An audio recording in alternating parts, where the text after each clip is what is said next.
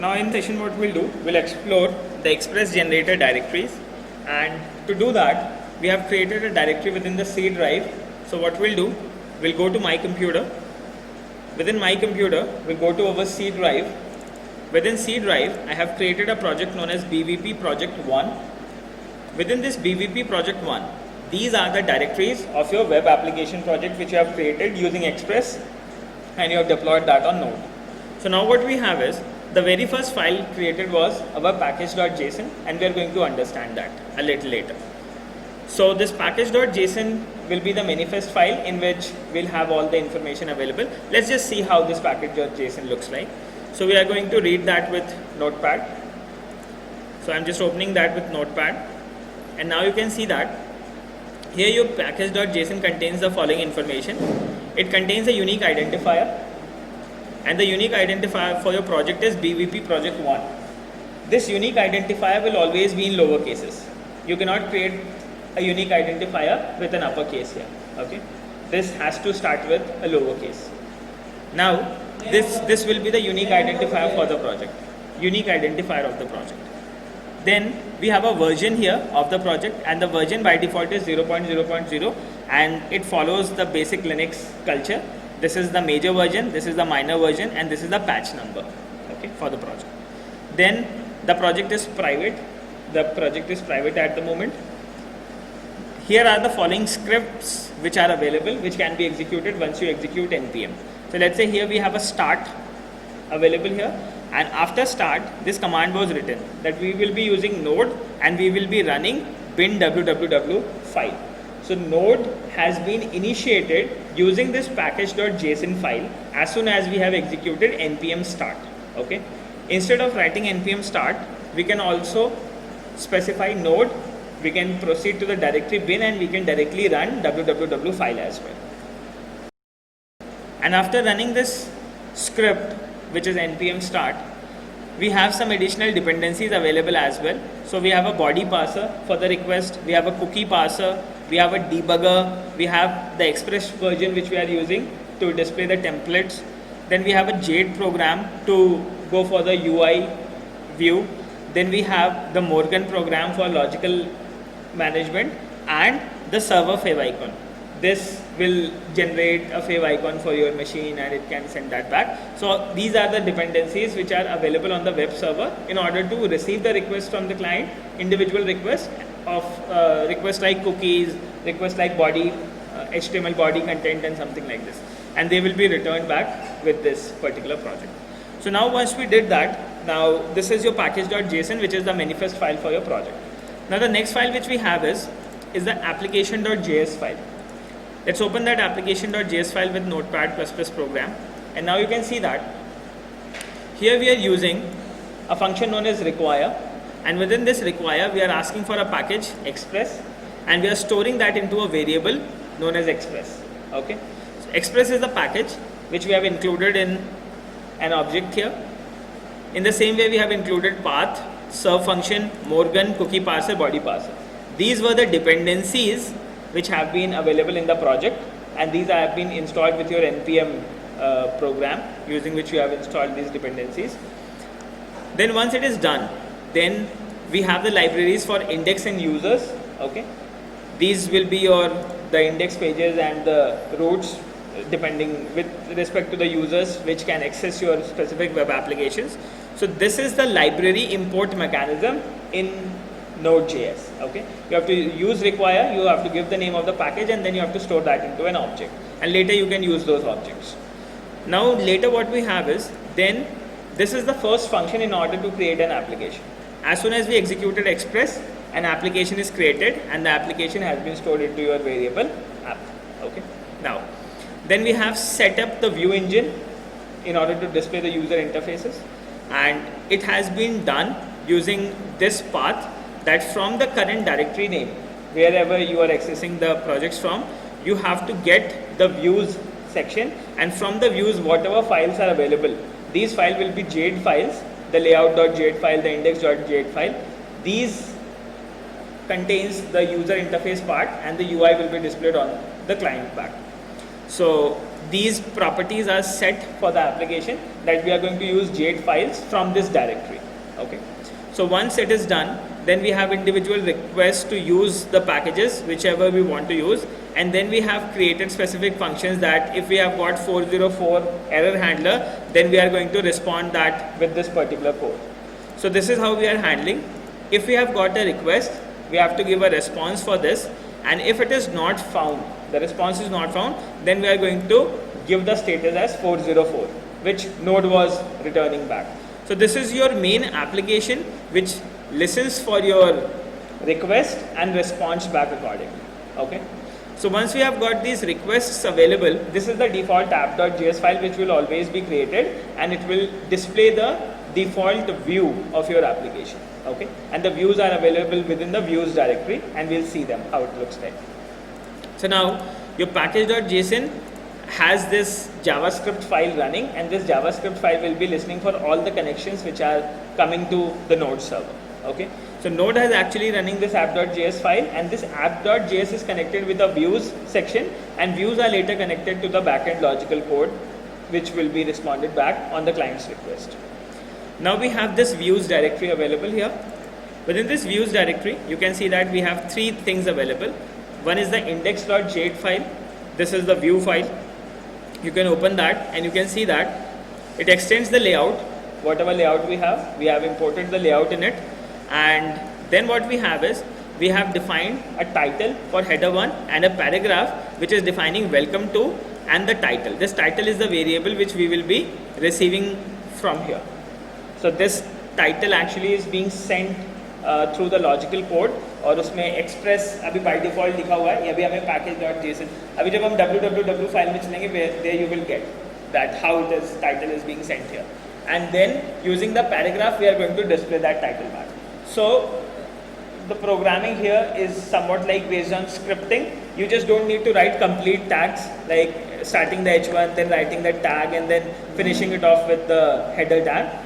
Here you can simply define the tag which you want to do and the data which you want to define. Okay. So we'll see how we can write these scripts a little later as soon as we proceed further in this application development for Node.js. Okay. So this is your first layout which will be displayed. The HTML part, you can see that. And the next thing which we have is, this is your layout.jade file which is the default layout. And here what we are doing is, it's a default HTML document within which we have a header, within which we have a title, and we have a link to the style sheet, and the style sheet is taken from the style.css file, and then the block content of the body. Okay, and this block content is actually defined within your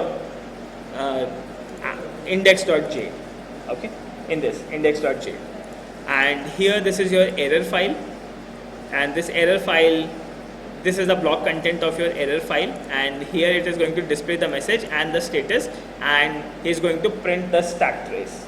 Okay, whatever the stack trace of the error will be, it will be displayed back on the server, on the client interface. So we have seen that when we were trying to access my.png, we have got an error format, and that error format was displayed using this error.jade file. So these are, you can consider Jade files as in comparison to the HTML files. The user interface of your Node applications will always be written within your Jade files. And then what next we have to do is, then we go to roots. Roots I'm going to discuss a little later. These are roots for the program. Public is by default in case if you want to use any images or if you want to use any JavaScripts. These will be the custom JavaScript images and style sheets. You can copy and use them here. So within this public directory, you can see that we have this style.css, and this style.css has some information like this. We have a padding of 50 pixel. Then we have a 14 pixel size font, that is Lucida Grand, Helvetica, Arial, and somewhat like this. Let's say if I modify this somewhat to, let's say, 40 pixels. So now this time that will change, the size will change, and this is the color. In case if you want to modify the color property, you can modify the color as well. I just want to change the text property here. So we have just saved it here. Once we are done with this style sheets, within this public directory, you can keep all your contents whatever you want. You can keep your images, you can keep your music files, you can keep whatever data you want to store. This is your public HTML directory in which you can keep your resources. In case if you want to transfer that my.png or something, you can put that file here and they will be accessed from here. Okay, so this is identified as a slash directory, and you can keep any of the resources here within this public directory. Now what next we have is, after this public directory, we have some node modules, which are the dependencies which have been installed. So these are the libraries which are available in the project, and you can use these libraries in order to write different codes. You have libraries for, let's say, media, and there are different applications available. We can make use of these libraries. These can be considered as API information, and these APIs can be used. So let's say here this is a media type of file which we can use, and which we can understand how we can use that from this GitHub library or something. We can get the references from. So now what next we have is, so these are the node modules which are available in your project, and on the basis of these modules, your codes which you have written, they will be parsed and interpreted. Okay. Now what next we have? Finally we have the bin directory. All these will be compiled into a bin directory, and this bin directory will have your www file, and this www file is going to execute all the statements. So here you can see that first of all we have included the app directory. We have this debug part available for this BVP project 1, because we have set the debug property to this first, and then we have started that with npm. We are using the HTTP libraries. Then here we are setting that Express will be running on port number 3000. So in case if you want to change the port, you can change the port number from here. Okay. Once the port has been changed, you can set the port. Then you can create the HTTP server using this function, http.createServer, for the application which you want to run. Once this server is running, then you can start the server to listen on that port number. Then you can see that the server is on to handle the errors, and the server is listening as well. Okay. So in case if there is any error, server will handle that. He is listening for the connection as well. Now what we are doing is, we are normalizing a port number into a number string, or you can say false. So this is just like the normalization part for the port numbers, but we'll see how we can use it a little later, how these things work. Then we have the event listeners for your HTTP error events. Okay. So in case if you have an error, then what response you want to give, the response handlers are being handled here. So we can use, like, in case if you have got some specific error code, you can specify something like, if the code was EXS, then we can print that value was that you have to provide elevated privileges in order to run this application or something like this. And otherwise, if your port is already binded, okay, let's say I have a server running on port number 80, and by mistake I have started my npm to listen on port number 80. So both the ports will collide because the port is already occupied. In that case, I am going to get this error that the port is already in use and you cannot run this port. So this is the thing. So sometimes in order to run node, you need administrative privileges, and that port should not be occupied already. If it is occupied, we are going to get the error messages, and all these things are handled using this www directory. So now what next we have to do is, whatever resources we have to keep them in public file, and then we have to start execution of our application. Clear? So this is all your www file. So let's say now in this case I would like to change the port number and I want to run it to somewhat like 6789 or something. Okay, I'm going to save the files. I have saved all the files. Oh, sorry, I have saved the file, and once I am done with the save part, I have changed the size to 40 pixel as well. And now what am I going to do? I'm going to modify this. I have just terminated this job, so I'm done with this job, and now I am going to again start using my npm. So once we start that with npm again, now my application will start again. The start script will get executed, and once the start script is executed, now the server is listening for the connection. I can go to this. So now that script has been started, and now you can see that now we are listening on port number 6789. Okay, and earlier the size was a little smaller, but this time if we again go back to localhost 3000, So nothing will be done at the moment because there is no port available on the local host 3000 because I have changed the port number to 6789. So once we execute that for 6789 and as soon as we do, now this time you can see that we are going to receive a request here on the machine, and once we have got the request, so you can see that the size has typically been changed to 40 pixels. So we can modify all these user interface files, we can write some JavaScript codes in order to write the web application, and then we can deploy that on a server, and once it is deployed on a server, we can receive the requests and we can see how it is being passed on the client machine. So now what we have to do on a cloud is we have to install the Node NPM and Express on the cloud, and we just have to start our script. Once the script has been started, it is already available on internet, and we have started this application to run on port number 80. So as soon as somebody will type in the IP address or the domain name of the cloud server, automatically this Node.js server will start responding to the requests which are being received through browser. So we can individually create a project and we can quickly deploy that. So the best part of Node and NPM is, let's say you have 5 applications. You have quickly written an application, you can specifically select a port and you can put your application live on the internet. So you don't need a separate server for it. That first of all, in earlier cases we have to install Apache server, and Apache was listening on port 80. So only port 80 will be responded back for individual applications. But with Node, you can operate any of the port, and you can make your applications listen on any of the specific port numbers, and you can start serving.